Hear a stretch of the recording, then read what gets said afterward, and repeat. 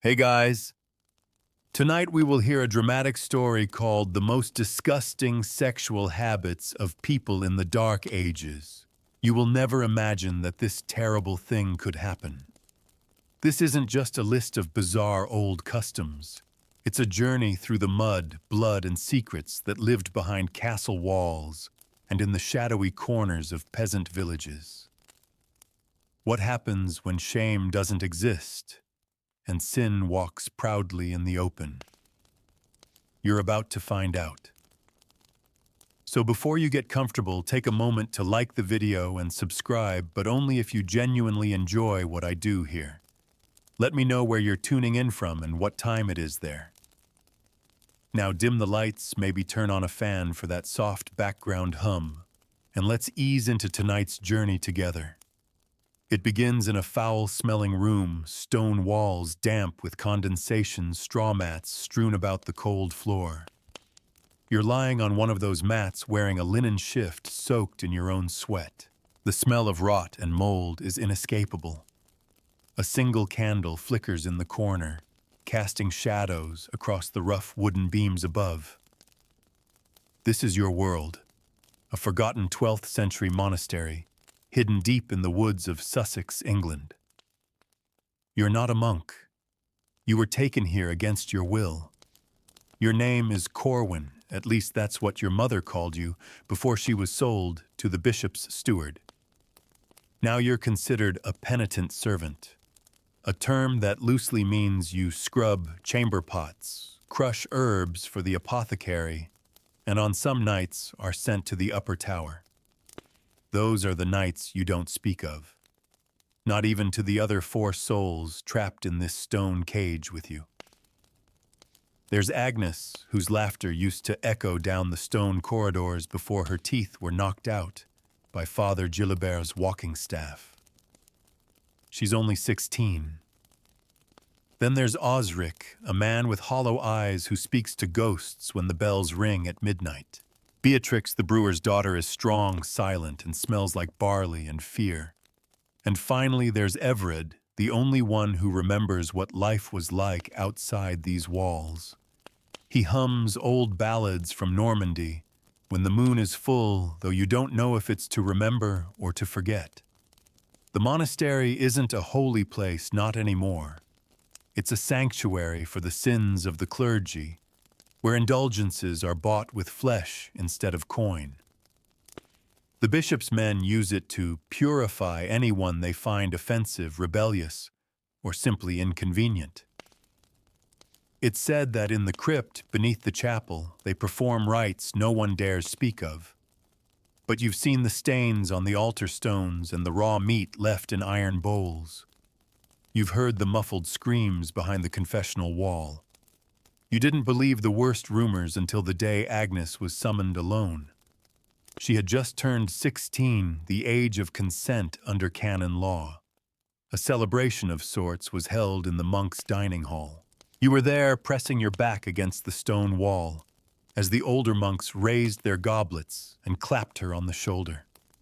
She was dressed in a linen robe with nothing underneath, and her blonde hair had been braided with rosemary. You didn't understand the herbs at first. Later, when she returned, her legs bleeding and her mouth sealed shut from trauma, you understood. Rosemary was used for memory, and the monks wanted her to forget everything but the scent. That was the first time you truly felt what it meant to live in the Dark Ages. Sex was not hidden. It was not sacred. It was not even sinful, not when those in power decided the rules didn't apply to them. The church, meant to be a place of morality, became a theater of cruelty.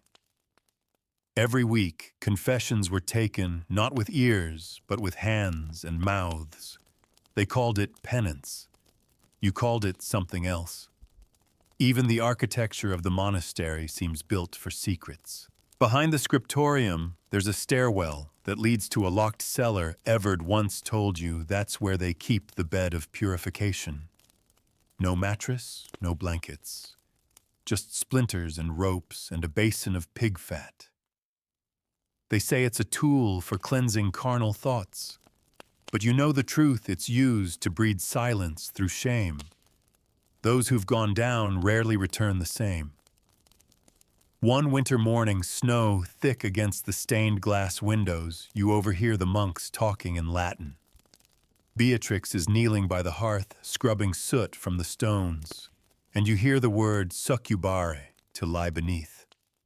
They're laughing. One of them glances at Beatrix, then licks his fingers. You clench your fists. Later that night, Beatrix confesses something to you. She tells you how they bring animals into the sanctuary, not just goats or pigs, but things far worse. How the monks say that Satan appears not as a man, but as a beast, and that some rites require witnessing the union of flesh and punishment. You don't want to believe her, but she shows you the wounds on her thighs, claw marks. You all sleep in shifts, now taking turns keeping watch with a rusted ladle for protection. But even sleep isn't safe. Osric, in his madness, whispers that the monks slip herbs into the gruel things that make the mind slow and the body obedient. He may be insane, but he's not wrong. Sometimes you wake up and realize you've lost entire days. Your arms bear bruises you can't explain. Your mouth tastes of candle wax and ash. Then one night, everything changes. Agnes doesn't return from the tower. Hours pass, then a full day. You ask the gatekeeper monk where she is, and he only gives a wicked grin. She's in the garden, he says, feeding the roots. You know what that means. You've seen the garden. The soil there is too red, too soft. Nothing grows in it, but still they call it the orchard. The next morning, the candlelight feels colder. Everett has packed his things, what little there are, and says he's going to run. You know the punishment for escape is branding. You know the others have tried. You also know this might be your only chance. And yet, part of you hesitates. Because you've begun to hear things too.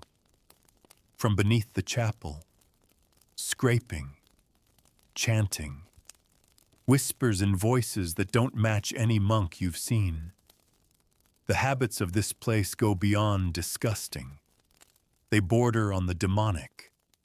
And still the tower bell rings for another cleansing.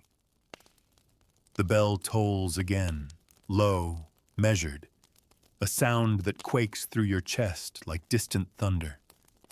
You can count the rings 7. That means one of the higher monks is descending into the tower tonight. Not just for discipline, but for ritual correction. That's what they call it when someone is selected not out of punishment, but out of perceived spiritual necessity. That's when things get darker, slower, bloodier. It's Osric they come for this time. He doesn't scream. He just looks up at you, and Beatrix, then down at the floor. "Don't bury me in the orchard," he mutters. "My mother's bones are already there." Then they drag him away. You want to stop them. Your muscles twitch with the urge to run, to tackle the guards, to break their arms. But you don't.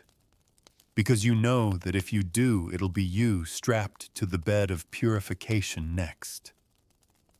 And Osric is already gone in his mind.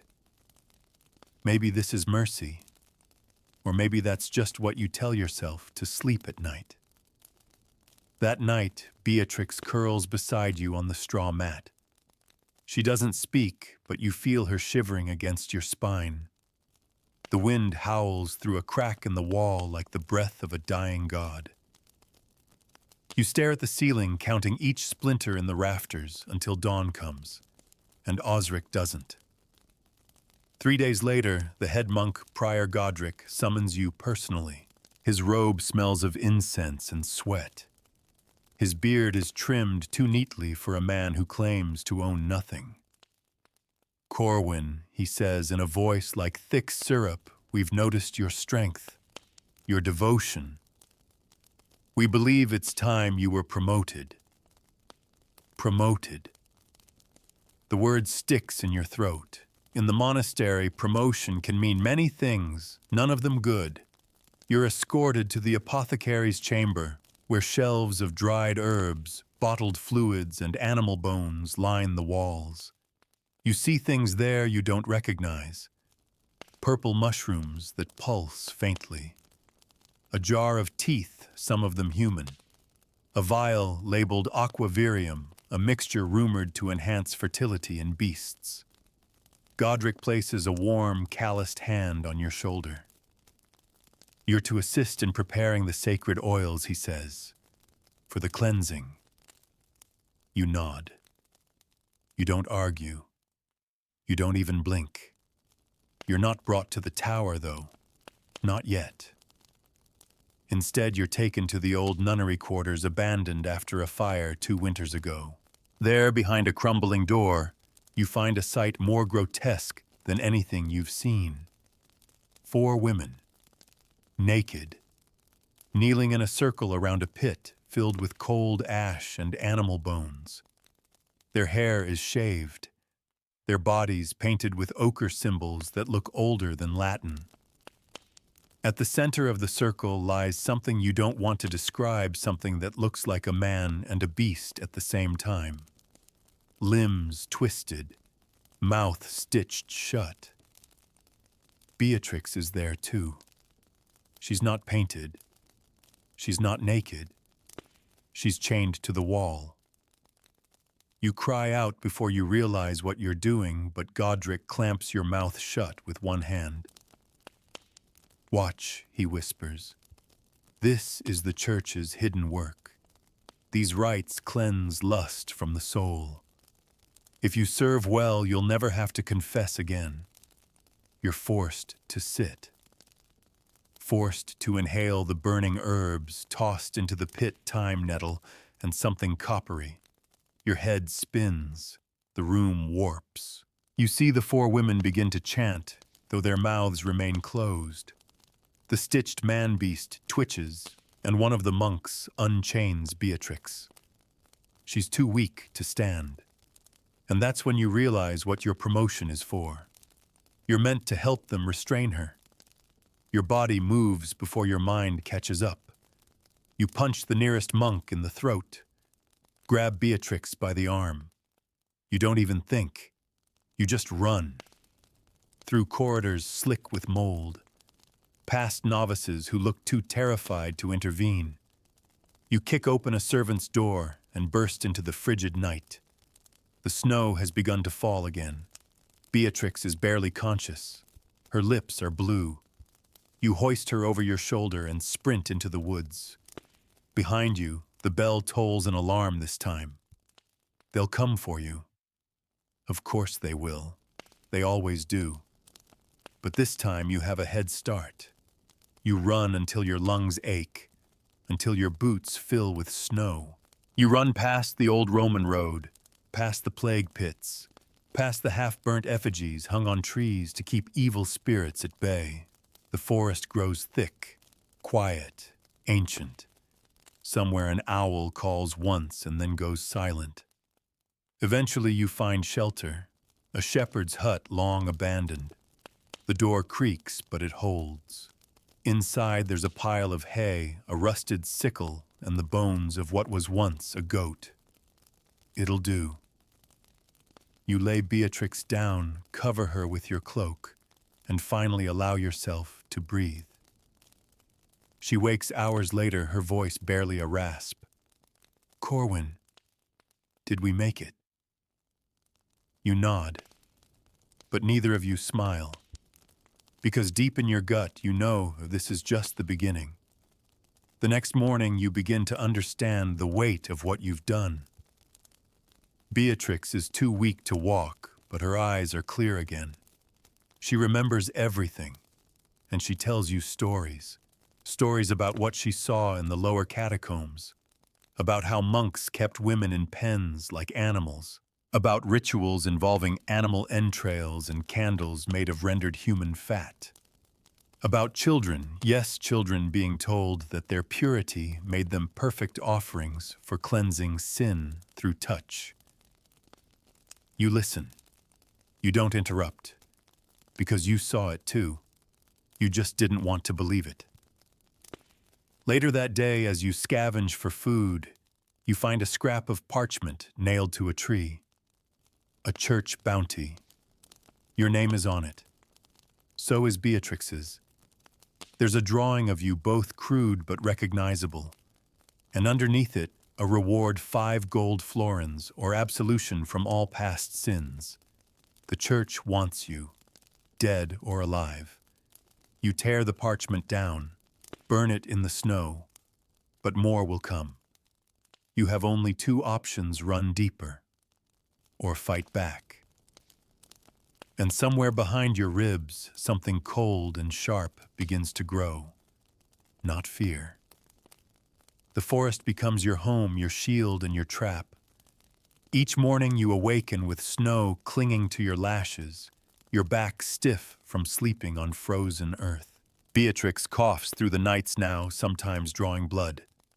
But her eyes are still fierce. There's something terrifyingly unbreakable in her, like she's already died once and clawed her way back. You steal food from hunters' traps, dry bark, to chew on mushrooms when you're desperate. The silence of the woods is deceptive. It hides wolves, it hides bounty hunters, and it hides what the peasants whisper about the scourged road. It's not marked on any map, but you find it when Beatrix notices the bones. A line of them nailed to trees every few feet, jawbones, finger bones, even tiny infant femurs pointing toward a narrow path beaten into the snow. You don't want to follow it, but you also don't have a choice. The monastery's men are behind you. You saw their torches in the distance last night. This road, as cursed as it may be, leads away from them.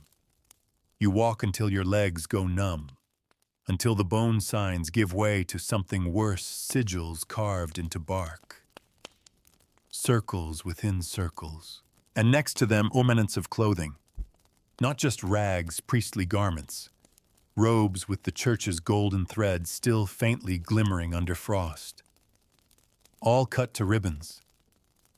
It's then you see the girl, naked, skin blue with cold.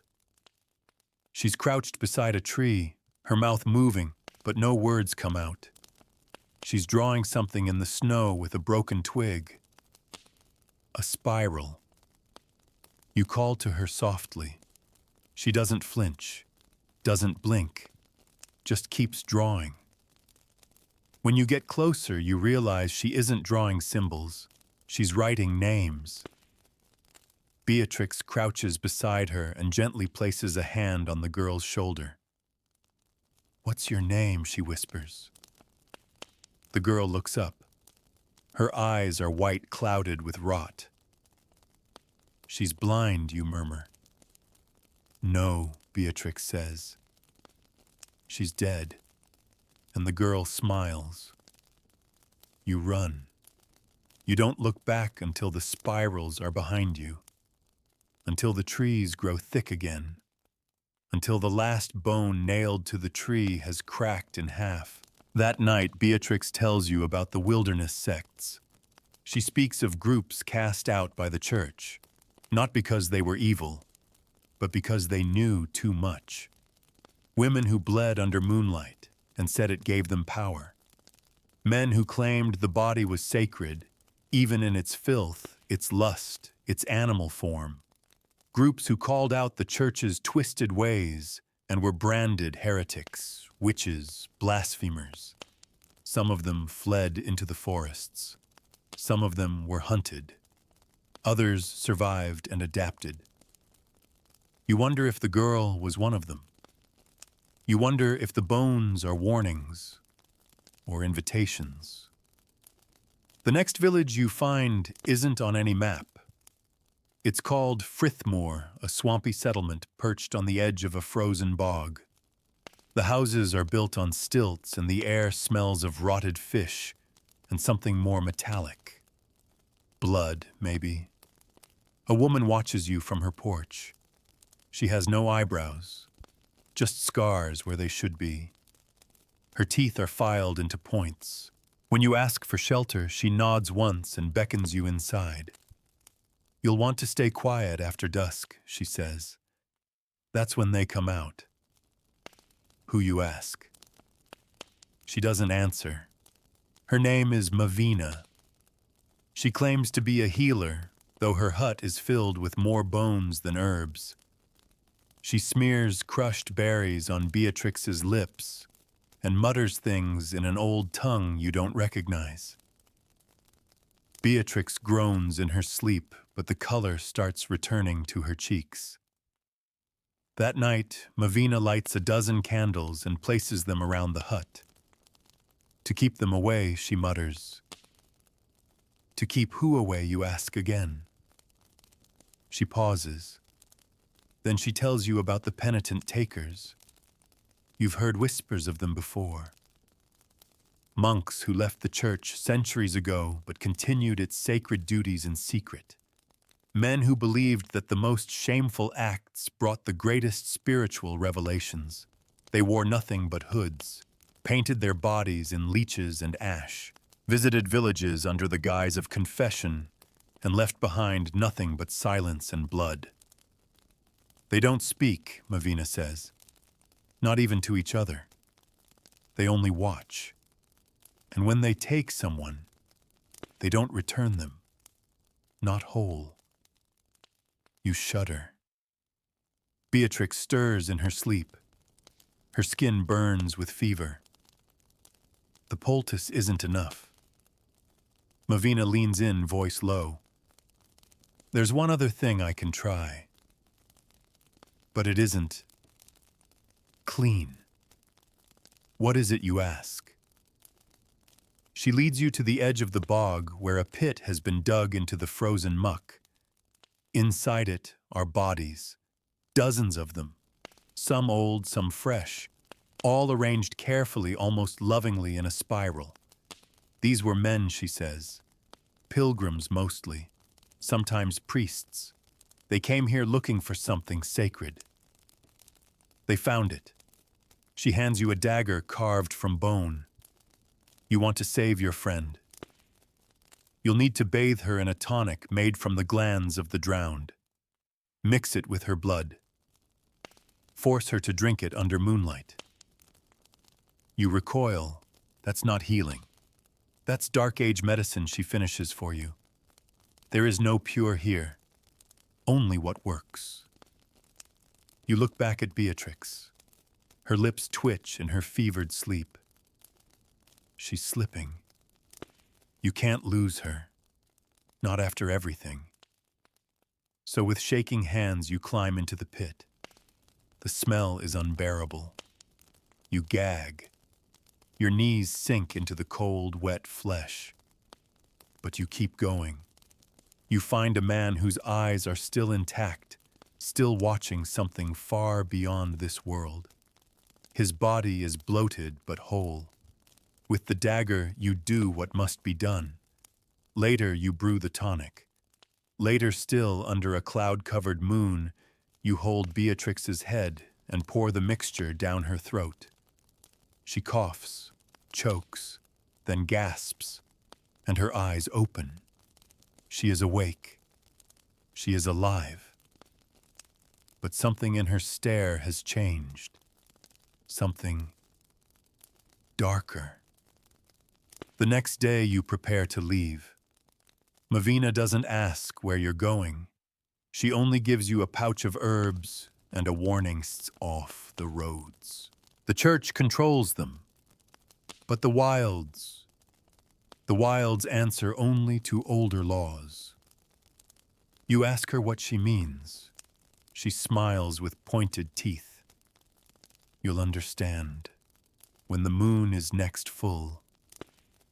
You leave Frithmore behind. Beatrix steady on her feet again, her steps silent and confident. The church still hunts you, but now the wilderness seems to notice you too. And somewhere between the trees, between the old stone paths, and the bones nailed to the trunks. You begin to feel eyes. The woods change. You don't notice it at first. A twist in the trail here, a hollow tree there. But then the silence sets in, not the peaceful kind, but the oppressive, listening kind. The birds stop chirping. The wind doesn't move. And even Beatrix's breath seems quieter. You're far from any road now, following animal tracks and moss-lined stones. And still you feel you're being led. The path ahead seems just clear enough to follow, but never familiar. It loops, it narrows, and it widens again like something alive. Beatrix walks ahead of you, stronger now. She hasn't spoken much since Frithmore.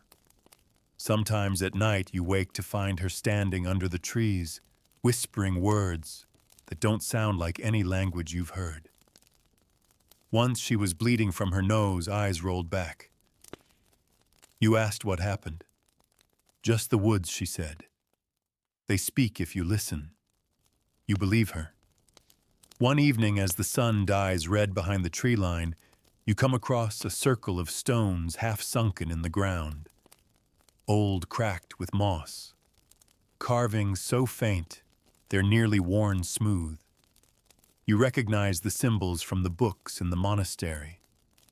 Pagan, pre-Christian, a spiral of fertility, a triangle for male virility, the twin horns of a stag. Beatrix kneels in the center of the circle and places her hand on the soil. They used to meet here, she whispers, to celebrate the flesh. You raise an eyebrow. Celebrate. She smiles faintly. The monks taught us that the body was shame, but these people, they believed flesh was the language of the divine. Every moan, every gasp, every touch, it wasn't sin. It was prayer. You shift uncomfortably. She looks up. Do you know what happened when the church arrived? You shake your head. They sent inquisitors. Dozens. Tied the women to these stones, stripped them naked, and branded them with the cross. They said that because they touched each other in ways men didn't understand, they were possessed. Witches, you murmur. Worse, she says. They were called the unclean choir. The church said their voices could summon beasts, but all they were doing was singing. You walk on in silence after that.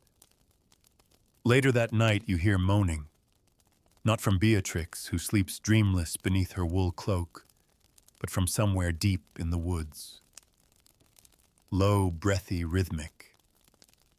You think it's an animal at first until you hear the laughter. Human, playful, then desperate. You follow the sound without waking her. What you find shakes you. In a small clearing under the full moon, a group of people, 6, maybe 7, are dancing naked in the snow. Men and women alike, bodies painted with charcoal and berries. They're moving slowly, sensually, some pressed together, some writhing alone. At the center of the dance is a figure wearing a mask shaped like a boar's head. Antlers protrude from the top, draped with flowers. The figure is naked, but adorned with belts of bells that chime as they move. You don't move. You barely breathe. Because this is not madness. It is worship. One of the dancers sees you. A man no older than 30 with spiral tattoos down his arms. He doesn't speak. He simply extends a hand. You back away. You turn and run, branches clawing at your face, snow crunching underfoot. When you return to camp, Beatrix is awake. You saw them, didn't you? She asks calmly. You nod. They're not like the church, she says. They don't take. They don't hurt. They simply give in. To what? To what's always been there. The next morning you find a mark carved into the tree nearest your camp. A spiral with a crescent moon at its base. You ask Beatrix if she carved it. She shakes her head. They're inviting us, she says. You want to leave. Find a road, maybe a river that leads to a village. But Beatrix insists. There's someone I need to see, she says. Someone who might understand what they did to me in the monastery. You know better than to argue. You travel north through the frost-bitten underbrush until you reach a wide stretch of moorland that smells of peat and dead things. At the center is a stone circle larger than the last. And waiting there, sitting cross-legged and entirely still, is a woman. She is old. Her face is a map of time. Wrinkles cross her skin like dried riverbeds. Her hair is braided with bones.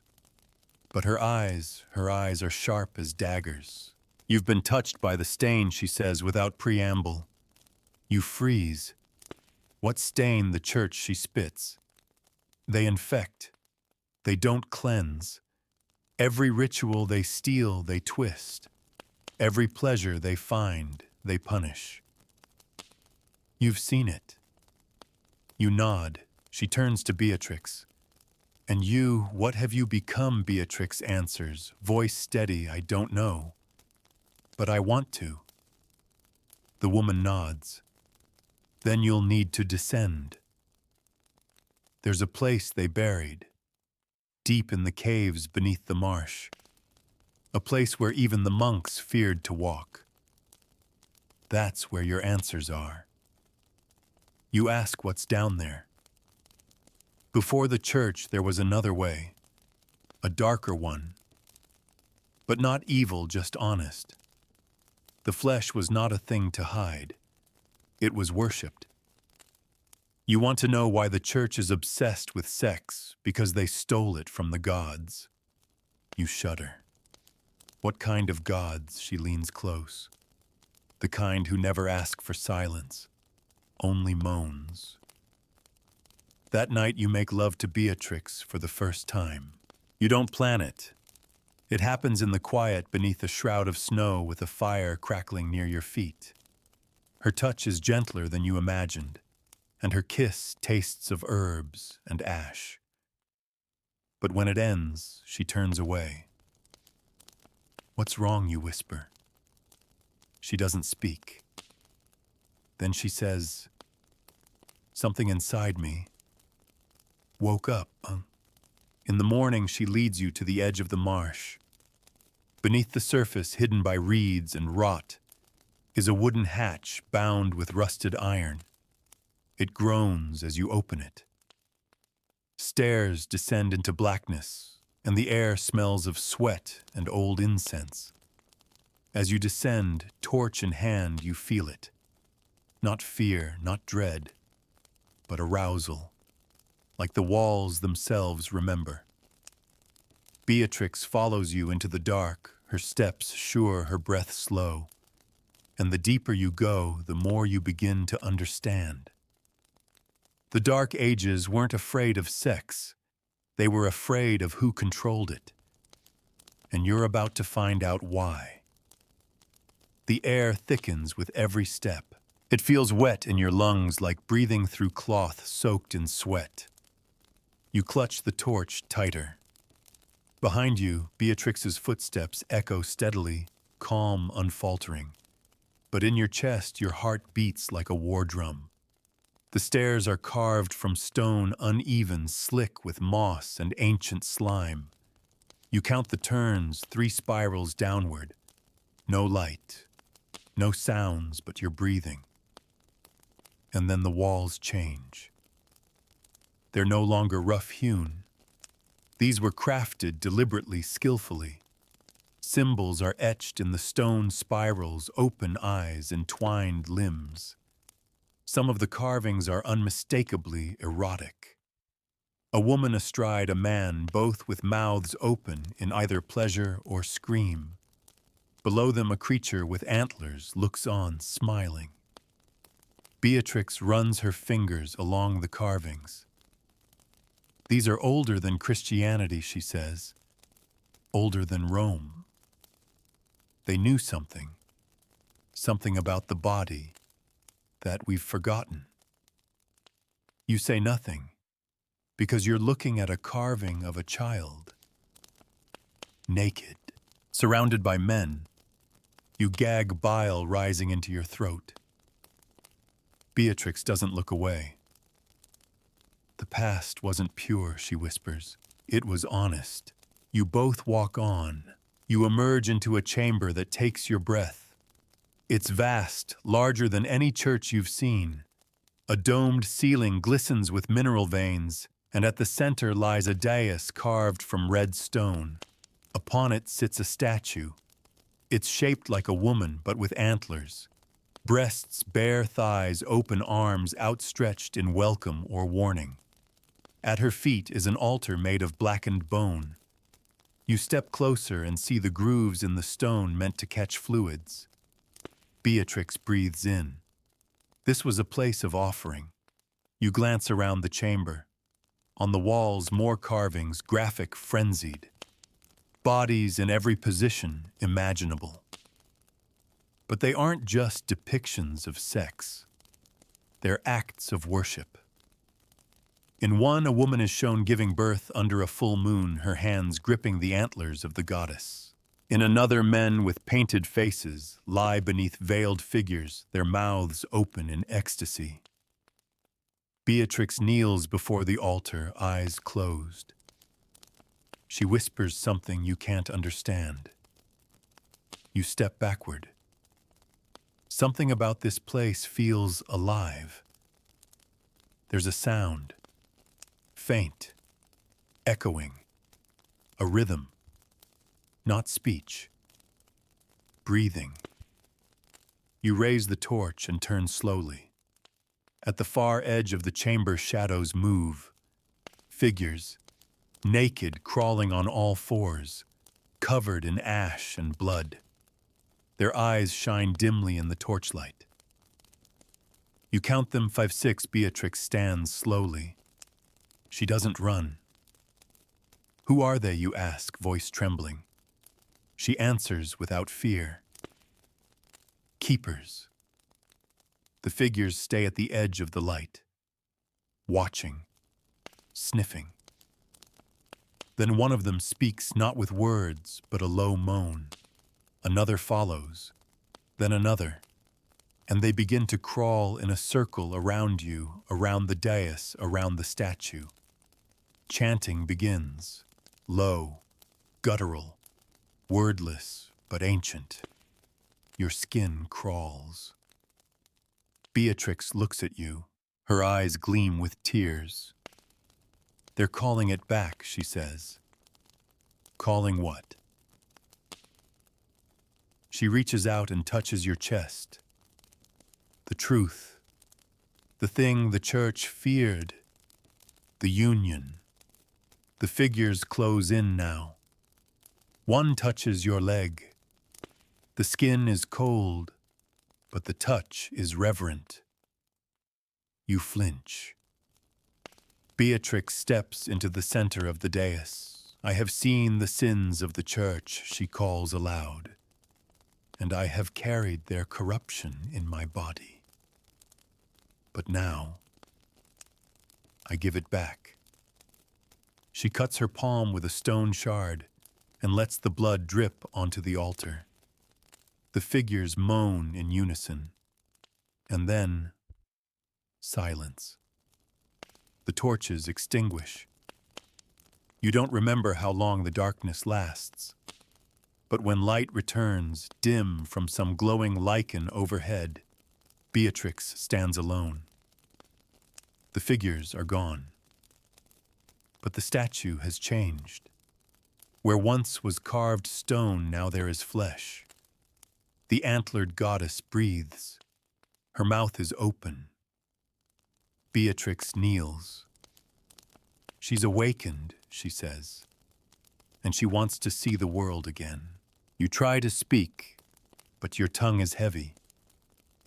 Then you hear it a whisper, not in your ear, but in your blood. Join. You take a step back. Beatrix's eyes are locked on yours. I saw what they did to us, she says. Now it's our turn to decide what we do with them. The next days are a blur. You emerge from the catacombs into a world that feels changed. The trees bend toward you. Animals do not flee. And at night, you hear music in the wind, wordless, warm, and wicked. Beatrix no longer coughs. Her steps are silent. Her body glows faintly in moonlight. Something happened down there. To both of you. You feel it. Not sickness. Not fear. Power. But it's not yours. It belongs to something old. And it's watching. Waiting. As you settle near an abandoned farmstead, you find signs of church patrols in the distance, torches, flags, barking dogs. They're hunting you still. But you're not who you were. And Beatrix says the goddess wants you to go back, to show them what flesh can become when it's not bound by chains.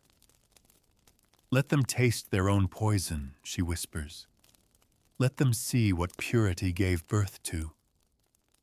You don't answer, because you're not sure where Beatrix ends and where the thing inside her begins. You don't sleep for 3 nights, not fully. When you close your eyes, you see the goddess not as stone but as skin, writhing, breathing, shifting. Sometimes she has Beatrix's face, sometimes your mother's, sometimes the face of the blind girl drawing spirals in the snow. She never speaks, but you always wake up with the taste of blood in your mouth. Beatrix, on the other hand, sleeps like the dead. Her skin has turned pale and luminescent, as if moonlight has soaked into her pores. She walks barefoot now, even through frost, and never leaves footprints. Animals approach her. Birds nest in her cloak. She hums without realizing. Songs that make your knees weak and your teeth ache. The change in her is no longer subtle, and still she insists you go back. Back to the monastery. Back to the place where it all began. To tear out the rot at its root. You travel through outlaw country, first fields left abandoned since the last famine villages burned for housing fugitives. You see what's left of humanity, the crusted edge of survival. You meet others too. A man named Hal who was gelded for adultery with a noble's wife. He walks with a limp and keeps dried herbs in the folds of his sleeves. A girl of 11 who speaks only in riddles and claims she can smell guilt. And a woman named Meryl, thick-armed, brutal-eyed, who escaped a convent where the abbess forced young girls into cleansing rituals involving thorns, boiling water, and forced confession under a priest's breathless weight. Each of them broken, each of them angry, each of them ready. Beatrix speaks to them like a prophet, but not with fire and brimstone, with flesh and truth. They called our pleasure a sin, she tells them.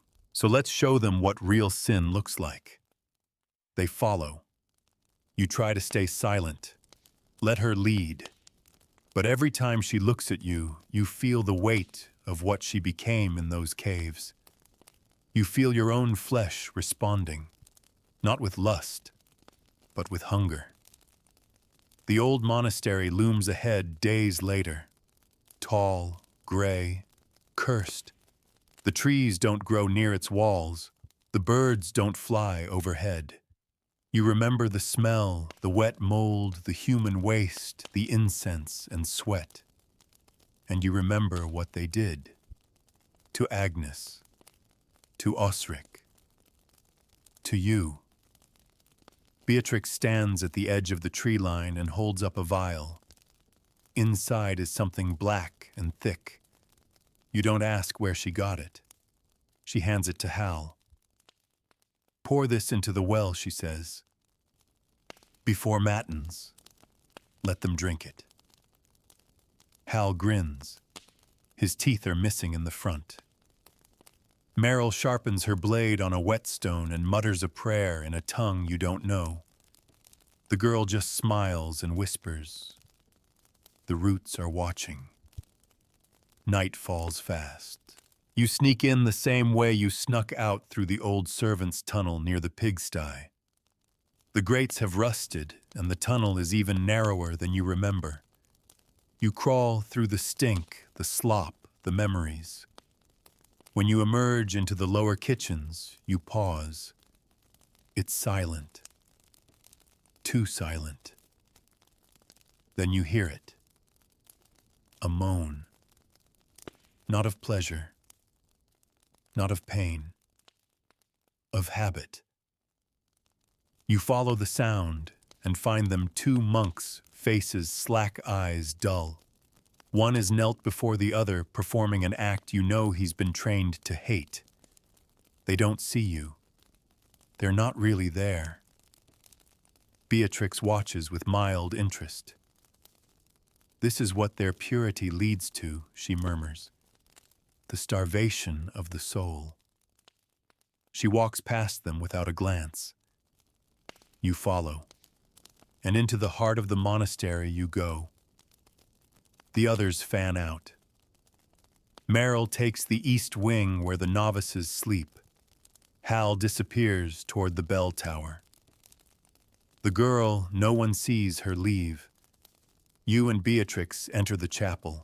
It's as you remember: high ceilings, rotted pews, the altar where they anointed you with oil and whispered filth into your ears. The stained glass depicts St. Cuthbert piercing a serpent with a cross.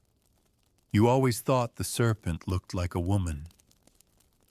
Beatrix mounts the altar, lays down, and begins to sing. The sound is nothing you've heard before. Not a hymn, not a chant. A moaning melody, half gasp, half lullaby. It seeps into your bones. The chapel trembles. Then the doors burst open. Monks flood in wild-eyed, angry robes, flapping like wings. But when they see her lying there, pale, bare, singing, they stop. They fall to their knees. Some begin to cry. Others reach beneath their robes. You want to be horrified. You want to scream. But Beatrix's voice holds you. This is what they came for, she whispers between verses. Not salvation, submission. Prior Godric appears. Older now, thinner, but no less cruel. He strides forward, slaps a monk across the face, and screams for silence. You, he points at you, and her. You will burn. Beatrix smiles. No prior, she says. We already did. And we came back changed. Then she sits up, and the sound she makes next is not human. It's the sound the statue made. The breath of the goddess. A sound so deep, it shakes the rafters. The monks begin to writhe. Their skin reddens. One begins to claw at his chest, screaming that something is inside him. Another tears off his robe and begins to weep, repeating the word shame over and over. Godric grabs a candle from the altar and rushes toward her. You step in his way. He swings. You take the hit, And then without thinking, you drive your dagger into his stomach. Godric gasps, looks at you. Unclean, he whispers. You smile. Finally. The others rejoin you. Merrill drags in a bag filled with golden chalices and tithes. Hal reports that the well has begun to foam. The girl, she's already lighting candles across the nave. You take one final look at the chapel. You remember every lash, every bruise, every whisper in the dark. Beatrix takes your hand. Let it burn. And it does. The monastery, once a tomb of silence and shame, erupts into flame. Smoke rises into the frozen sky, and with it the ghosts. You watch from the forest. The flames roar higher than the towers ever reached. Beatrix stands at your side. The followers are silent, waiting for a word. You don't speak. But Beatrix does. The smoke hangs in the trees for 3 days. Even when the last stone falls and the embers die, you can still smell it. Ash-scorched parchment, the memory of blood. The forest doesn't celebrate. It watches. Your group camps in silence the first night. No songs, no fire, just the crackling echo of what you've done. You don't sleep beside Beatrix. She's surrounded by the others, Hal Merrill, the girl whose name no one knows. They look at her like a saint, or something worse. You wonder if she still remembers what was done to her in the tower. And you wonder if what's in her now remembers too. The next morning, the pilgrims arrive. Not the kind who wear crosses or carry prayer beads. These people come barefoot in cloaks made of stitched rags and fox fur. Most are women. A few are not. All of them carry something in their eyes, loss, yes. But more than that, defiance. They've heard what happened. They've heard that a monastery fell not by sword or siege, but by song and blood and truth. Beatrix speaks to them with a calm you've never seen before. We were told that our bodies were dirty, she says, that the church needed to control them. But that was a lie. They feared what they didn't understand. And they still do. The crowd murmurs. She continues. There were practices before the church, acts of union of flesh of sacred heat. They were not hidden in dark corners. They were celebrated beneath the moon, and we will bring them back. You shift where you stand, because in that moment you realize this is not a rebellion. It's a religion. That night the first rite begins. They call it the reclamation. You don't know the full plan until Beatrix tells you. We'll go from village to village, she says, and show them what the church tried to erase. What they called perversion, we will call power. You ask her what exactly that means. She smiles. And you remember that smile. From the altar. From the pit. From the cave where the goddess first breathed. The first village is small, only 12 huts and a crumbling chapel. A wooden cross dangles sideways from its steeple. You arrive at nightfall. Beatrix walks through the center of town alone, torch in one hand, antler crown atop her head. The villagers gather. They whisper. No one dares approach. Until she sings. Soft at first. A lullaby. But beneath it, a rhythm. Like breath. Like flesh meeting flesh.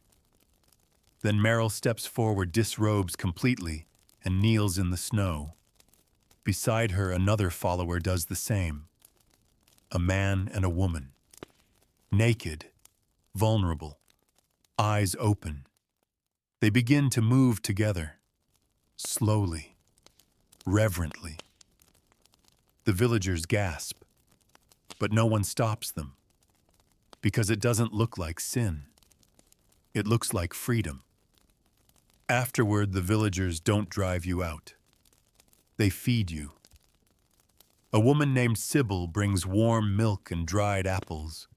She tells you her daughter was taken by the church when she turned 14, forced into servitude in a convent where no men were allowed, yet pregnancies still occurred. No one believed me, she says, voice trembling. But now I see. I see what they did to all of us. You thank her. She gives you her rosary. I won't need it anymore. You and Beatrix lie together that night beneath a tattered canopy hung with bones and feathers. She places her head on your chest. I feel it growing, she whispers. What the goddess? Inside all of them, waking up. You stroke her hair. And what happens when she's fully awake, Beatrix doesn't answer. But her fingers drift across your stomach, slow and rhythmic, as if she's praying. More come the next week. Dozens. A woman whose husband was burned for bedding another man. A pair of sisters whose village priest forced them into weekly cleansings in the river while he watched behind the reeds. A boy no older than 10, silent with welts across his back and a brand on his thigh in the shape of a cross. Each of them joins. Each of them takes a new name, and the rites grow stranger. One night you walk through the woods and find a clearing where 5 of the new converts are engaged in a ritual. They've smeared their bodies with honey and ash. They chant in a circle. One of them lies in the center, bound in red thread, whispering the name of someone long dead. You recognize the pattern from a book you read in the monastery's hidden library, The Rite of Binding Desire. A forbidden ritual once practiced by a pre-Christian cult that believed physical pleasure could bind a soul to the earth forever. You watch in silence, until the boy, the branded one, appears beside you and whispers, "She's teaching us how to stay." You turn to ask what he means, but he's already gone. The girl with no name returns that same week. She's older now, or maybe just taller. She speaks for the first time. They're building a new chapel, she says. You ask who? She smiles. Us. You walk with her through the woods, to a place you hadn't seen before. A wide hollow. At its center, the statue. Not the old one, a new one. Taller, smoother. Its features more human. But the mouth is still open, and the hips are still wide. She speaks softly. The church had its image. Now we have ours. You ask where the stone came from. She says it was already here. That night you dream of the altar again, but this time it's not Beatrix who lies upon it. It's you. And around you the monks gather weeping, not from shame, from longing. You wake with your sheets damp, your breath shallow, your body aching. Outside, the followers are dancing again.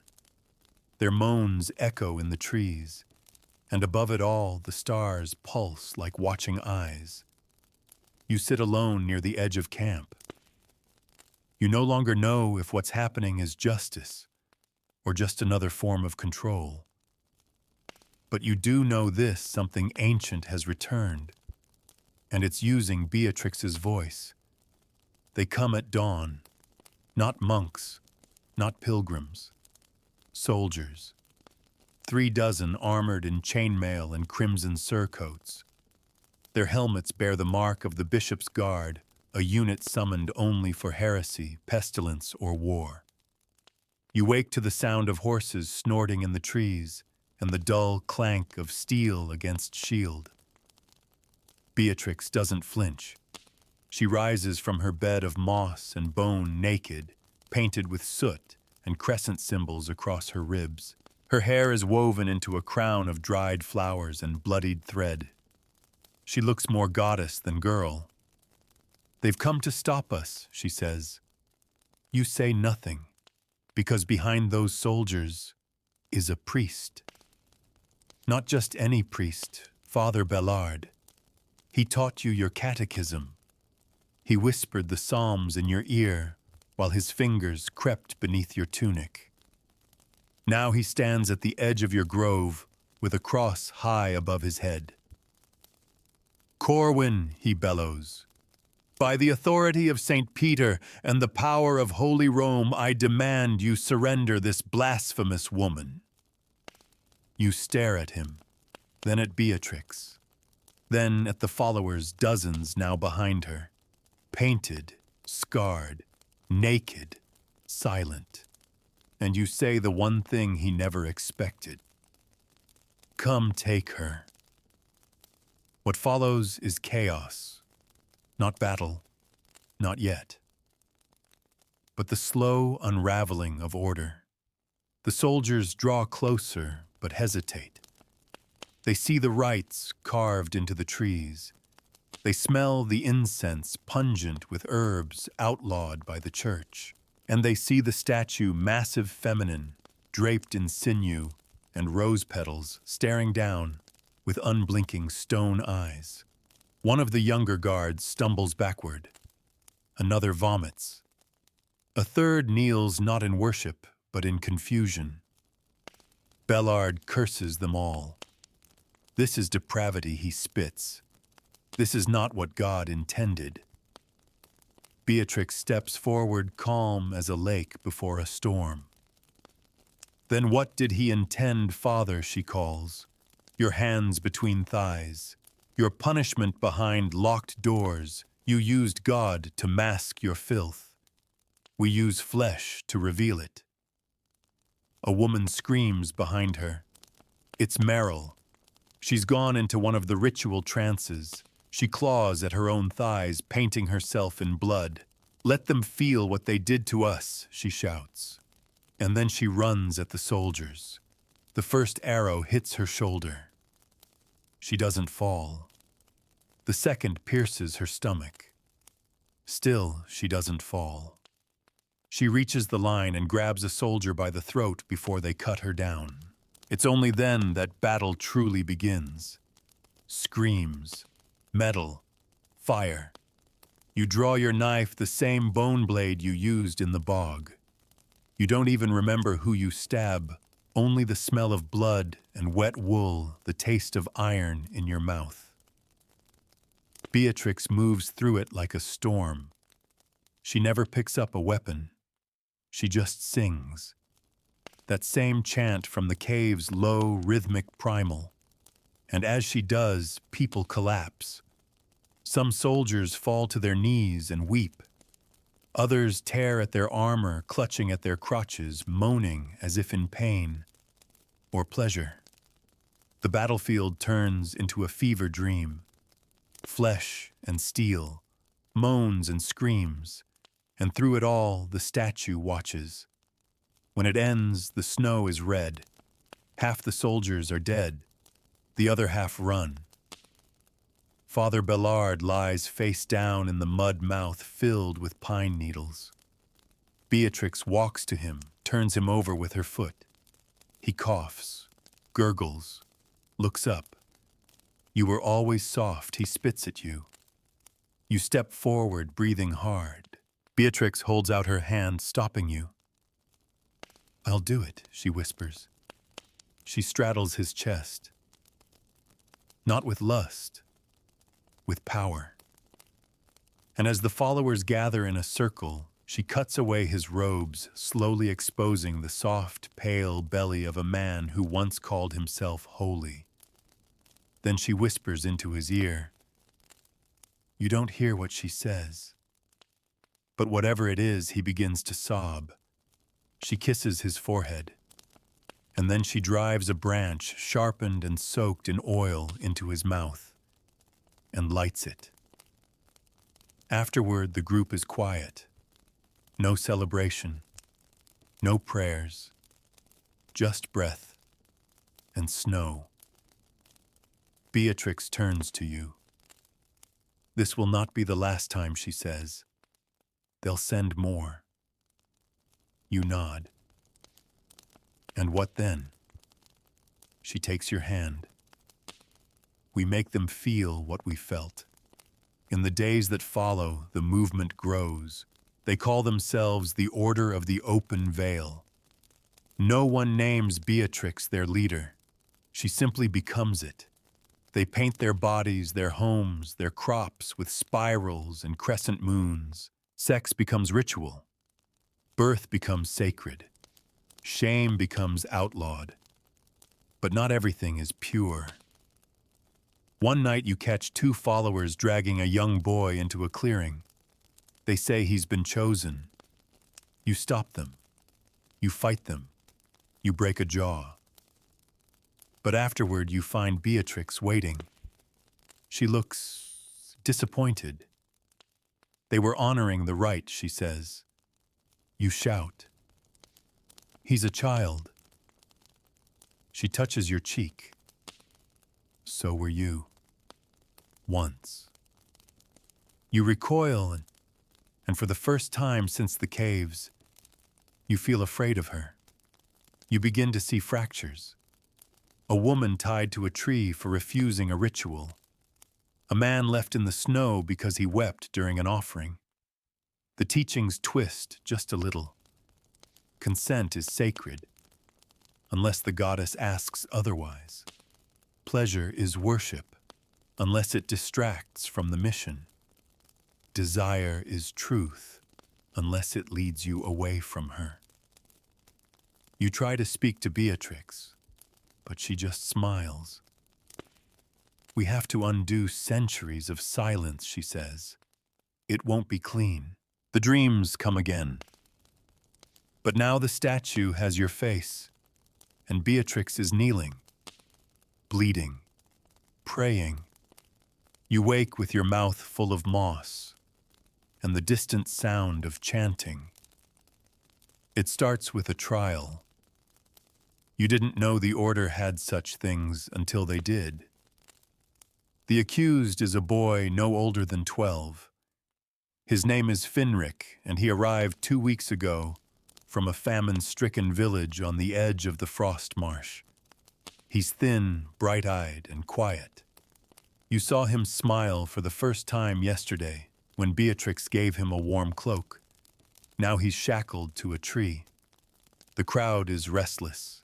Painted faces, bare chests, mouths curled in snarls or smirks. What's the charge, you ask? Meryl steps forward, her scarred arms crossed. He refused the initiation rite. You stare. He's a child. He's old enough to serve the goddess, someone says. You step in front of Finric. No. This isn't what we do, Beatrix appears as if summoned by your voice. She's dressed in white this time, her hair braided with vines, her skin smeared with ash across the hips and chest in careful patterns, an ancient symbol of the first mother you remember from a scroll. She doesn't yell. She simply places a hand on your chest and whispers, "We do not force. But we also do not run." You feel her magic, then, yes, it's magic. Now no point pretending otherwise. A cold heat curling under your skin, softening your legs, fogging your thoughts. The same pressure you felt in the cave. The same voice that once told you to join. But you shake your head. No, you say louder now. If we are different from the church, we do not become it. There is silence. Then Beatrix lifts her hand and says, "Let him go." A murmur moves through the crowd, but they obey. For now. Later that night, you find Beatrix alone in the shrine tent, kneeling before the statue. The mouth of the stone goddess is wider now. The sculptors say it's always been like that, but you remember differently. Its hips are broader, the breasts heavier, the fingers longer, like it's becoming more real. Beatrix doesn't look at you when you enter. I dreamed of fire, she says, and the sky split open, and a voice said, "Cut the silence out of them, and they will sing." You don't speak. She finally turns. "Corwin, do you still believe in me? You want to say yes. You want to mean it. But the dreams have changed, and your own voice is starting to echo in strange ways when you speak. I don't know what I believe you whisper." Beatrix nods. "You will. Soon." The next week they build a flesh altar. It's not just stone this time. It's made of wood lined with fur bones embedded like teeth along the rim. At its center is a basin carved from the pelvis of a mare and a narrow channel that leads underground. The architects say it will drain the offerings. You don't ask what kind. They drape it in red silk and place it in the center of the village clearing directly beneath the moon path. The goddess must be fed, they say. The first offering is a virgin. She comes willingly. Her name is Tamsin. She's 17, born in a convent, escaped during a fire. She lies on the altar naked, painted smiling, when Beatrix places the obsidian blade to her thigh. The crowd chants, and when the blade cuts slow, careful, shallow, the blood is caught in the basin. Tamsin never screams, she moans. Later she walks again, smiling, shining, changed. They call it ascending. You start to notice something strange. Those who ascend become quieter, slower. Their eyes glaze over like they're dreaming even when awake. They walk in perfect rhythm with the chants, and they always smile. Too wide. You try to ask Meryl what she sees in Beatrix now. She looks at you like you've grown a second head. "She set us free," Meryl says. "We're not animals in cages anymore." You point to the altar. "Then why do we keep building prisons for the flesh?" She doesn't answer. Because she knows. One night you hear rustling near the far edge of the woods.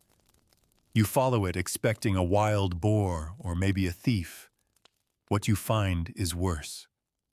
2 children, tied together at the ankles, naked, crying. Standing over them is the girl with no name, her face calm, her eyes blank. She whispers to the children in a language you don't recognize. You shout. The girl blinks. Slowly. "They were marked," she says. The goddess asked. "You step between her and the children." "Not like this. She's hungry," the girl says. "And if we don't feed her, she'll take what she wants." You bring the children back to the tent. You don't sleep that night, because the wind outside isn't howling. It's chanting. Beatrix dreams of flames again. You hear her whisper in her sleep. "Womb of fire. Mouth of sin, fill me. Empty me. Begin again." You place a hand on her chest. Her heartbeat is gone. But then it starts again. Slow. Heavy. As if not her own. The next day, a new convert arrives. He's different. "A bishop," captured Beatrix says. "Punishment," she says. "A gift to the goddess." You object. He's gagged, blindfolded, half-starved. But the crowd is hungry for justice. They strip him, they bind him, they use him. You don't join, you don't watch. You retreat to the woods and vomit until your ribs ache. This isn't what you fled the monastery to build. This is worse. This is the mirror turned backward. When you return to the shrine, Beatrix is alone. She's naked, kneeling in front of the statue, weeping. "I don't know where I end anymore," she whispers. "I don't know if I'm still me." You kneel beside her. "I'll help you remember." But when she turns to look at you, her eyes are black. Just for a moment. But enough. You don't speak again. You just hold her. And the statue smiles. The order spreads like rot beneath the floorboards. Within a month, 3 more villages fall. Not by sword, not by fire, but by seduction. The chants, the rituals, the offerings, they move faster than armies. And the people open their doors, desperate for something that looks like freedom. And who can blame them? You've seen what the church does behind closed doors. But this is different. They come now with painted faces and open mouths. They leave behind their names and clothes and families. They kneel before Beatrix and kiss the ground she walks on. She does not call herself queen. She does not need to. The first letter arrives from the north, delivered by a trembling messenger who will not enter the circle of stones. It bears the seal of King Erwald of Langhem, a distant monarch whose lands have only recently recovered from plague. It reads, "We hear of your goddess. We hear of your rites. We are watching." Beatrix burns the letter before the sun rises and begins preparing the great rite. You ask her what it is. She tells you a celebration of fertility, desire, reclamation. But you press further. What does it mean? Her eyes go distant. It means she will walk among us. You freeze. You mean the goddess Beatrix nods. She's already part of us. But when the great rite is complete, she will take flesh again. Not just spirit. Body. You remember the way the statue's hips widened, the way the mouth opened. You feel sick. You ask the one question you never wanted to ask. Will she take your body? Beatrix smiles. I am hers. She is mine. There is no difference anymore. The preparations begin at once. They erect a wooden pavilion at the highest point of the valley. Garlands of animal gut and ivy. Torches soaked in rendered fat.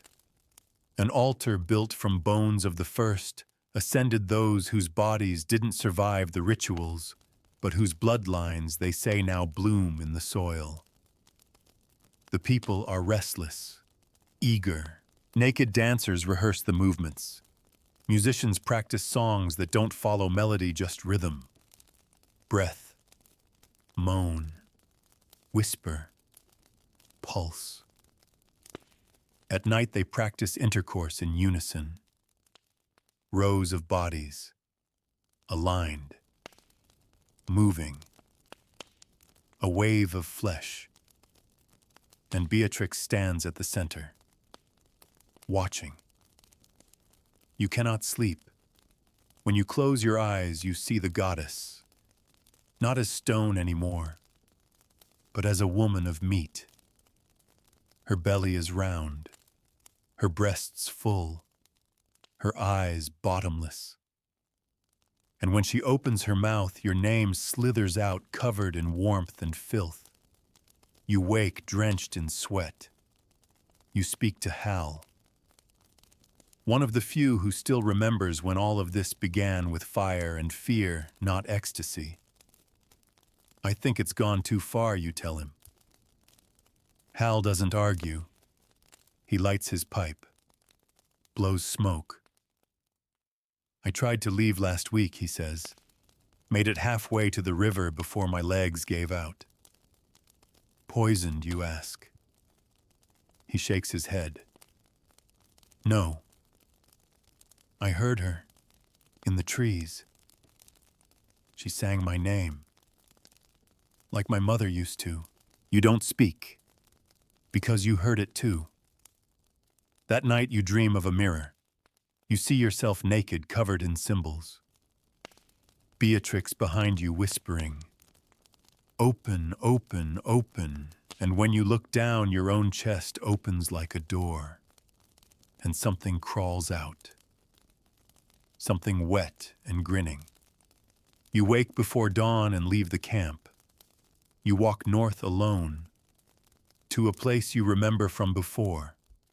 The burned village, the one where you first saw the spiral bones. There in the snow you find a man, half frozen, dressed in rags, gaunt. He is sharpening sticks into points. You approach slowly. He turns, and for a moment you think you've seen a ghost, but no, his face is real. A monk, Osric, somehow alive, somehow older. His eyes are not the hollow ones you remember. They are fire. I thought you died, you say.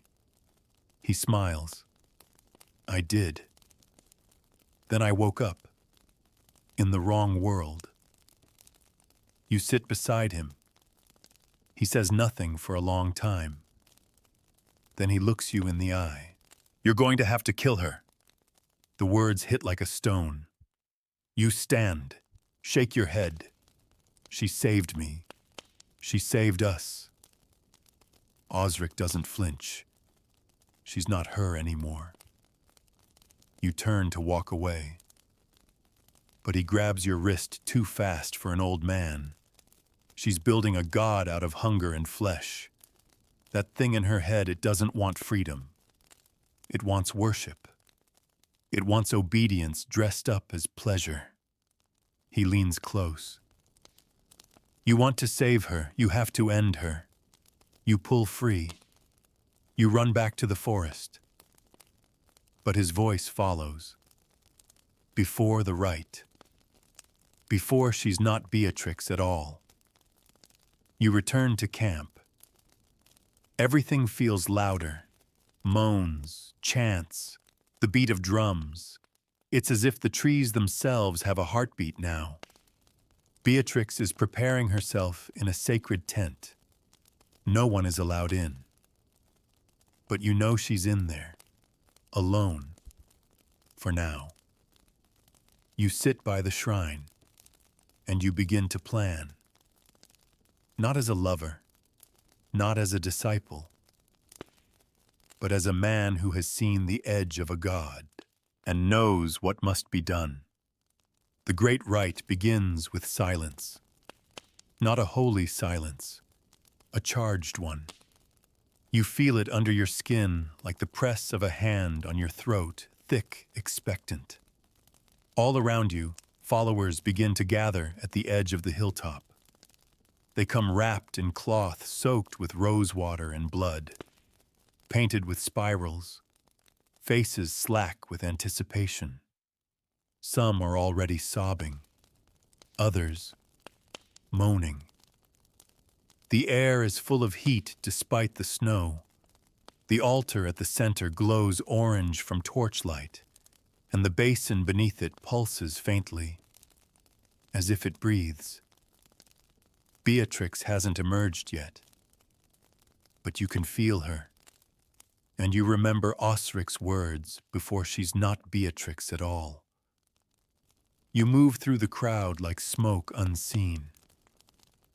You don't carry a weapon, just the bone dagger tucked into your belt, the same one you used in the bog, in the rebellion in the monastery. It feels heavier now, alive. You make your way toward the sacred tent. The guards at its entrance, two women, their breasts painted with black spirals, their eyes distant, step aside for you. They say nothing. Maybe they know what you're going to do. Maybe they want it. Inside it's warm. Incense curls up from small copper bowls. The air smells of sage and blood and sex. Beatrix stands in the center of the space. Her back is to you. She's nude, her body coated in thick oils. Her hair has been shaved except for one long braid at the crown of her head. Her skin glows faintly, no longer with heat, but with something unnatural, pulsing under the surface. You swear you can see symbols moving on her skin, not painted, growing. Corwin, she says softly without turning. You freeze. How did you? I always know when you're near. She turns, and you don't see Beatrix. You see her. The mouth is the same, the eyes, the skin, but the gaze that lands on you isn't full of love. It's full of knowing, like she's looked into your dreams for centuries and catalogued your shame. You grip the dagger. Beatrix sees it and smiles. You're here to kill me. You say nothing. She steps closer. I wondered when it would happen. If it would be you or someone else. Meryl, maybe. The girl with no name. Her hand brushes your chest. But I'm glad it's you. You take a breath. She smells like ash and honey, like the cave, like the moment it all changed. You're not her anymore, you whisper. She blinks slowly. I'm more than her now. You raise the dagger. Beatrix doesn't flinch. She presses her chest against the blade. The point bites her skin. A bead of blood wells up. She whispers, "Do it." But you can't. Because beneath the power, beneath the voice, beneath the goddess, you still see her, the girl from the monastery, the one who wept after the tower, the one who fought, who ran, who bled beside you. And now, she's become the thing you both fled from. The tent flaps rustle. A messenger kneels just outside. It's time, mother, they say. Beatrix nods, never breaking your gaze. I'm going to become something you cannot follow. She steps past you. You do not stop her, because you are no longer sure if you should. Outside, the drums begin. Low, slow, a heartbeat for the earth. The crowd kneels as Beatrix ascends the platform. She raises her hands. The moon breaks through the clouds, directly above her. She begins to chant, but it's not a language you know. It's older, feral.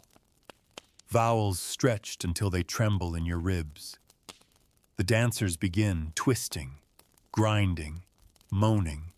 The smell of sex fills the air, not from pleasure, from duty, from worship, from surrender. Beatrix lowers herself onto the altar. The bones beneath her creak. She opens her arms. A woman climbs atop her.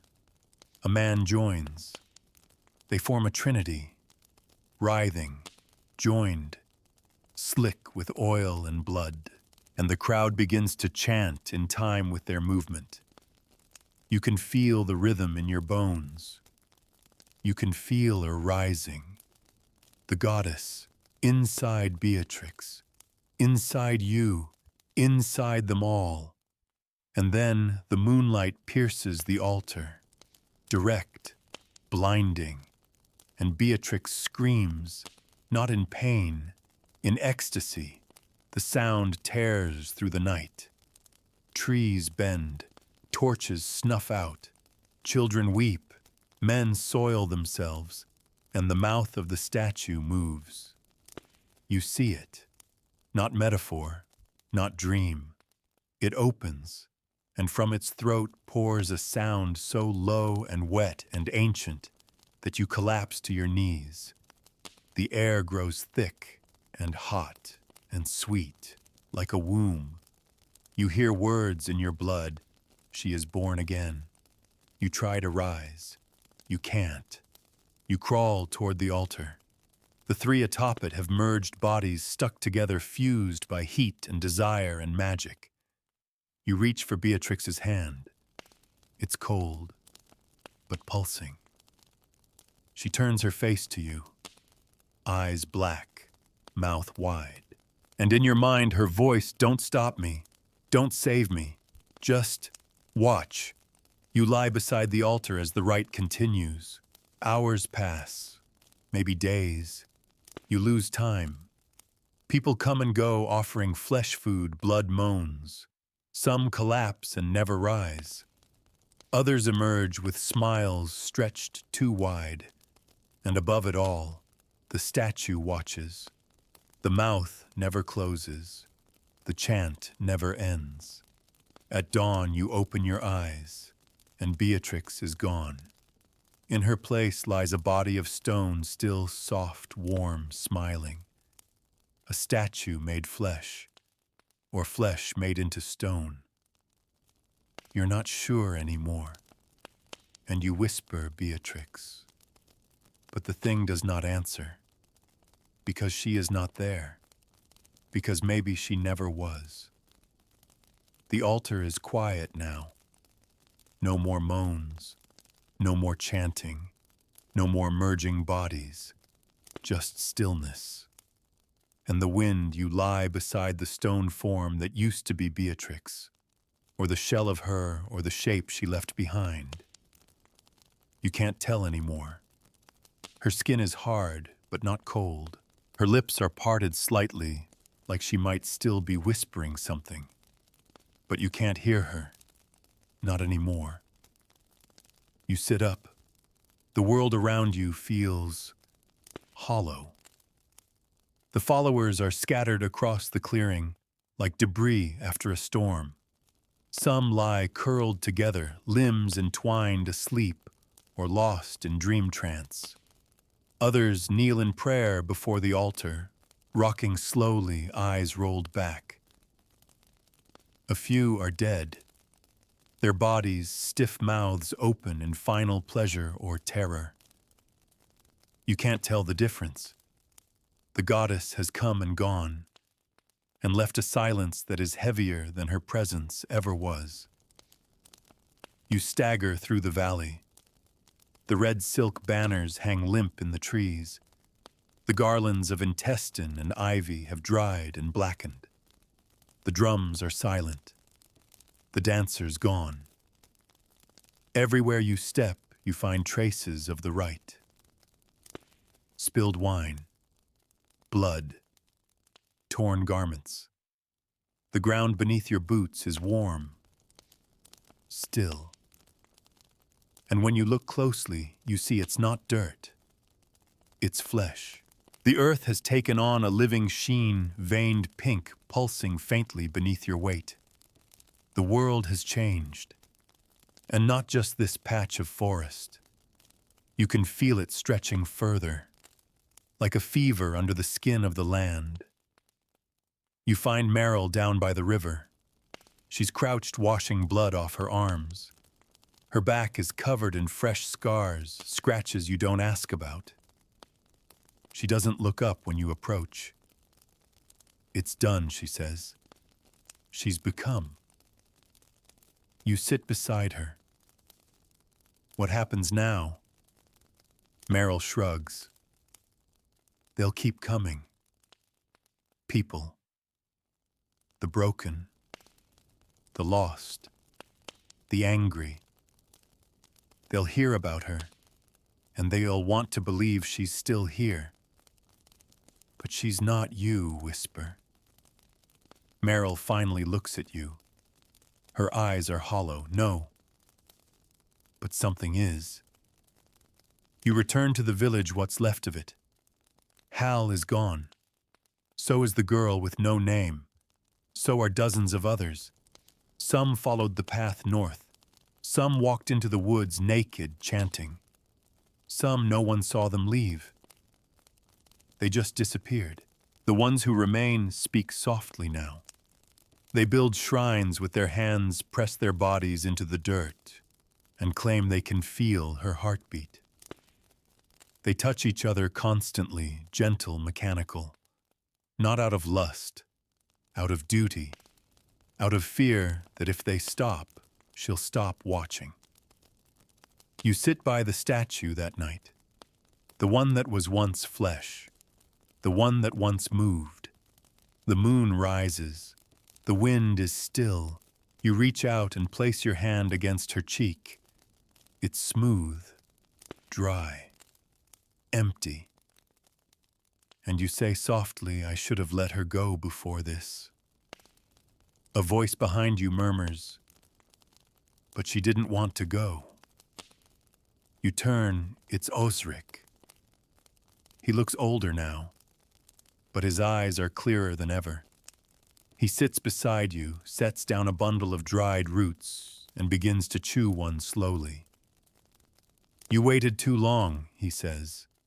You don't reply. He continues, the goddess got what she wanted. Flesh, worship, birth. She'll sleep for now, but she'll wake again.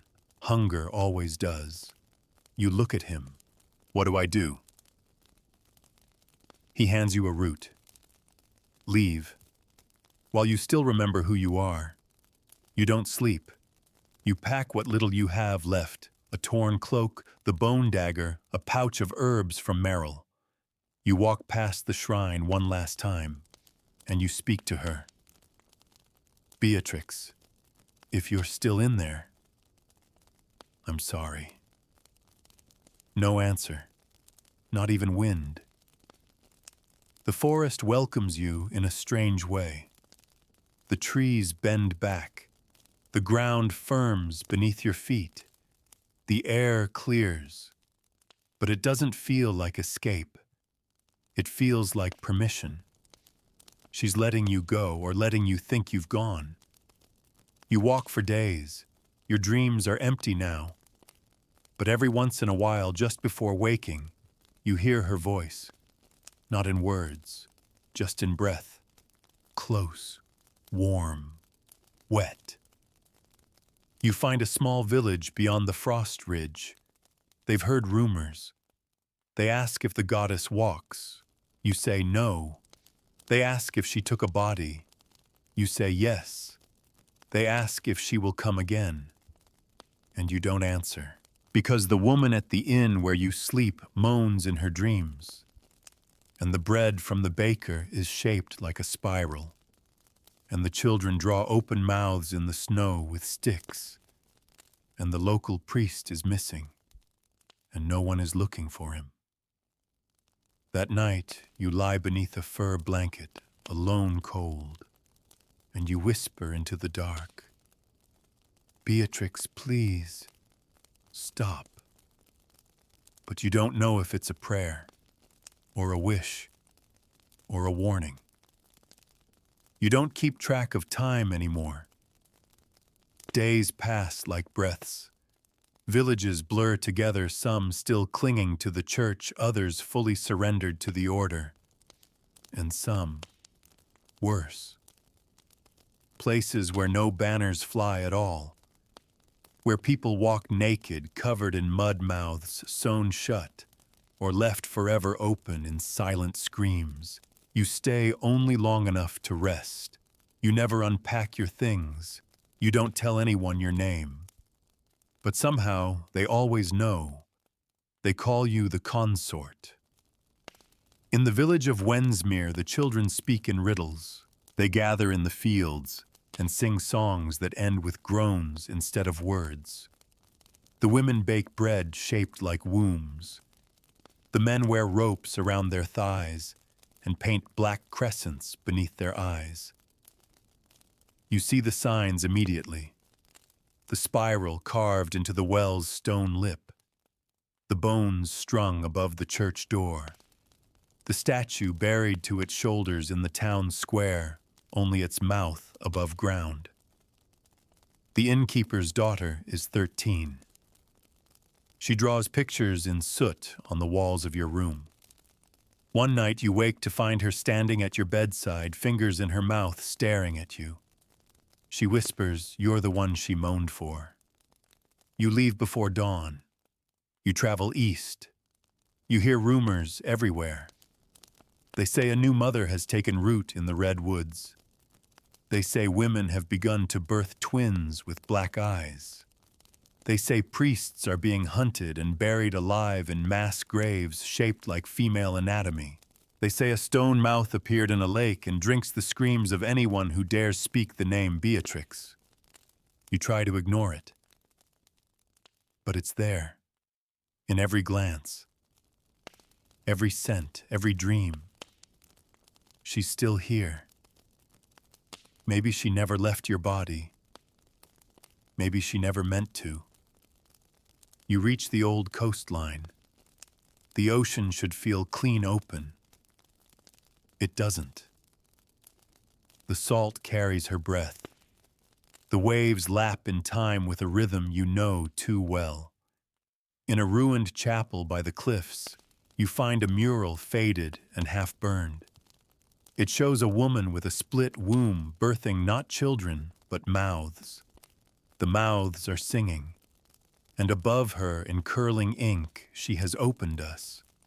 You sit there for hours. You cry for the first time in weeks, but the tears are thick, milky. You wipe them away with shaking hands, and they smell like her. You meet a man who says he remembers the world before. His name is Thomas. He speaks with a stammer and wears a heavy iron cross under his robes, though you suspect he doesn't believe in it anymore. I was there, he tells you, eyes glazed. I saw the altar. I saw her face. It was love. And I screamed because it was too much love. He grips your arm nails, digging in. We were never meant to hold that kind of pleasure. You shake him off. He falls to his knees and begins to sing not a hymn, not a chant. Something low and wordless and wet. You run. But the sound follows you into the trees. At a fork in the road, you find 3 men hanging from a tree, all naked, all marked with the spiral on their bellies, all smiling. One of them has your name carved into his thigh. You vomit and walk faster. You begin to feel it in your own body. Not sickness, not possession. Change. Your veins throb at night, pulsing to the rhythm of drums you can't hear. Your tongue aches in your mouth, growing thicker. Sometimes when you speak, it's not your voice. When you touch yourself in the dark, it isn't for pleasure. It's to remember. Because you're forgetting what it felt like to be just a man. You're becoming a shrine. You reach a mountain village untouched by the rite. Or so you think. No one wears symbols. The church bell still rings. The priest is young, clear-eyed, kind. You stay the night. You try to sleep. But in the early morning hours, you hear movement outside. You rise and peer through the window. In the field below, the villagers are gathered, naked, painted, dancing, their mouths open wide. No sound escapes, only steam. They're praying. And at the center of the circle is a statue made of woven flesh and branches. No face, just a mouth, wider than any human could wear. You close the window, you pack your things, and you leave. You walk into the mountains, high, cold, alone. You think maybe if you climb high enough, the air will be too thin for her to follow. but she's already there. In the wind, in the snow, in your breath, in your bones. You reach a plateau and build a fire. You carve a circle in the snow, and you wait. That night the wind sings to you. It moans. Not Beatrix's voice, not anymore. Just sound. Need. Hunger. You curl into your cloak. You hold the bone dagger to your chest. You wonder if death would free you. But then you feel a hand on your shoulder. Warm. Familiar. You open your eyes, and she's standing there. Beatrix, or the echo of her, naked, smiling, mouth just slightly open. She leans in and whispers, "Don't leave yet. There's still one more rite to come." Then she's gone, and the snow begins to fall in a spiral. You don't sleep that night. You sit in the circle, you carved knees pulled to your chest, the fire burning low. The snow falls in spirals, now soft, deliberate, hypnotic. You haven't eaten in 3 days. You haven't spoken aloud in 2. But you've heard her voice every hour since she left the plateau. Not in words, in breath. Every exhale of wind sounds like her whisper. Every rustling tree groans with the same rhythm her body once moved to. The world has become her voice. Or maybe you've become the world's echo of her. Either way, you know, this can't continue. You rise as dawn breaks sky, white clouds like bruised flesh. You know where you must go. Back to the valley. Back to the altar. Back to where she bloomed. It takes you 4 days on foot. You pass 3 villages along the way. 2 abandoned, 1 alive but silent. No faces in the windows. No voices in the streets. Only spiral symbols carved into every surface, doors, trees, livestock, skulls hung from posts. They are not waiting for her. They are holding their breath until she returns. When you reach the valley, it's not as you remember. The forest is gone, replaced with growth, pulsing, warm, organic. Trees made of bone. Vines that twitch when you pass. Flowers shaped like mouths, petals glistening wet even in the cold. The shrine still stands, but it has changed. The statue has split. Now there are 2. One wears her face. The other wears yours. You fall to your knees trembling. Because it's not stone anymore. It's flesh. They speak without sound. The mouths open and close slowly, and deep in your mind you hear them. You were the seed. You carried her. You became the echo. You try to stand, but the ground grips your knees. You cry out, not in pain, in memory, because now you remember everything. The tower, the cell, her first moan choked and trembling, the candles in the pit, the feeling of her hand in yours as you ran into the woods, the first time you touched her, the last time you saw her cry. You remember the Beatrix that no longer exists, the one who bled for the goddess before she became her vessel. And you scream, "Bring her back." The statues smile. She is everywhere now. She is in the mouth of every sinner. She is in the lust of every broken priest. She is in the fear of every child whose body was touched before it should have been. She is justice. You draw the dagger. Your hand shakes, but you plunge it into your thigh. The pain is real. The blood is hot, and the statues shudder. Because pain is not worship.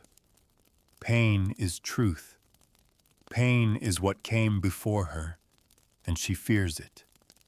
You crawl to the altar. You press your bleeding thigh against its surface, and you whisper not to the goddess, but to Beatrix. Come back. A wind rises, a moan, a sob, a silence so deep it feels like drowning. When you wake, the altar is cracked. The statues are gone. The valley is cold and clean. No vines, no mouths, just snow, just sky. And beside you, a body. Not flesh, not stone, just bones. Curled in the shape of a woman, you reach out, touch her skull, and smile.